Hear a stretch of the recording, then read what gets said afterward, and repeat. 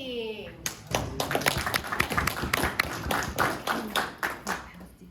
Good morning, everyone. My name is Sauer, and I am the sole designer and founder of Pivotal Printing. Pivotal Printing is a printer company that is focused on changing how we 3D print things. So first off, what is 3D printing? We're going to be a little more technical because it's a little bit of an involved process, but 3D printing refers to extruding plastic or other materials in a slow, continuous manner until you go from having nothing to having something. Those models that are being passed around have all been printed on a 3D printer. There are a collection of things I've printed over the years, so some of them are a little nicer than others, some of them are a little, as you learn, it's kind of like an art. So on the screen, we have a picture of a normal bed slinger. Bed slinger is the name that is canonically given to these because they move the bed back and forth, which is a glass bed, and then they also have the extruded combustion rate. So doing that gives the motion that they need to be able to print. So what's the problem? Why do we care? Well, 3D printing is a great thing, but it takes a little bit of time. How long do you think this bowl took? 6 hours. 2 days. 14. 14 hours. And it could maybe fit your car keys? Maybe. What about this wheel? We're getting a little smaller. 22. This one is only 3, so this one printed pretty fast. I was actually surprised when I put this one on the printer. And lastly, this turtle that fits in the palm of your hand. If it will stand. An hour. And out. Nice job. So, as we're learning, it takes a little bit to print things. It's not an immediate, you can't just design something and have it in your hands. You have to wait. But what if I told you you could print them all in 6 hours? That'd be pretty cool. So we can face this, and that's what pivotal printing is about. We're trying to modernize bed slinger printers. So this is the Empire upgrade. It's a rebuild kit for a traditional 3D printer.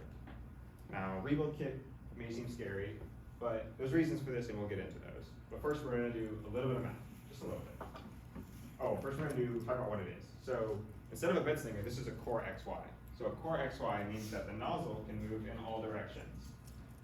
So I can just move this around, and it's perfectly fine, and the bed moves up and down. Doing so saves a lot on moving mass. The less moving mass you have, the faster you can go. Well, how fast?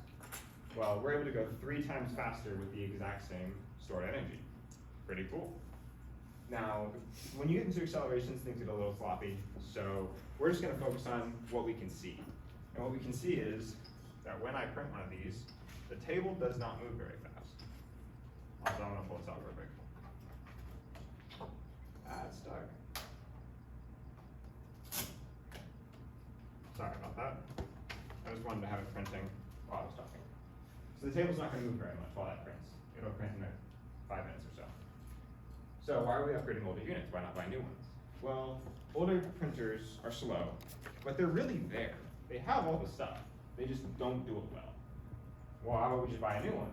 The current market leader sells for about $1,199, and that's Bamboo Labs. Now, that's a great printer. It's a beautiful printer. But that's just too much for someone to get into the hobby. You know, maybe someone buys a bed slinger and now they want to upgrade. What are they doing? And also, people invest in these bed slingers. People will buy upgrades for them. People will make them customized. Maybe they'll write some cool things for them. My slide got messed up. Okay, so target marketing consumers. These are printers that are old and need a new set of life. So this is a old printer, and this is actually that printer. I got an offer up, and I refurbished it, and now it prints, and does everything that it needs to. And that was $70. Pretty cool. Print farms are a big one. Print farms are warehouses full of printers that print products like you saw in front of you, and then they'll resell them on Etsy, they'll sell them on Etsy and stuff. So print farms are huge. That's a large market audience. Schools. I actually got into 3D printing because me and 32 other students shared one Maker Forge printer in high school. It could print one thing a day and nothing more. If we had more than one printer, it would have been really big for what we could have done at that school. Funding and marketing. Most of the funding today, if I got any, would go towards building the CNC to cut the plates that I need for this. That's just part of the production cost. I also want to make a manual, have a storefront, stuff like that. And then as far as partnerships, I have some YouTube partnerships that are listed there. This is the business model. These are add-ons. That's our $50 per printer, sell for $200. And then our competition is one other market, but they're not the same market as us, and it's an open space. One other competitor is not a bad competitor.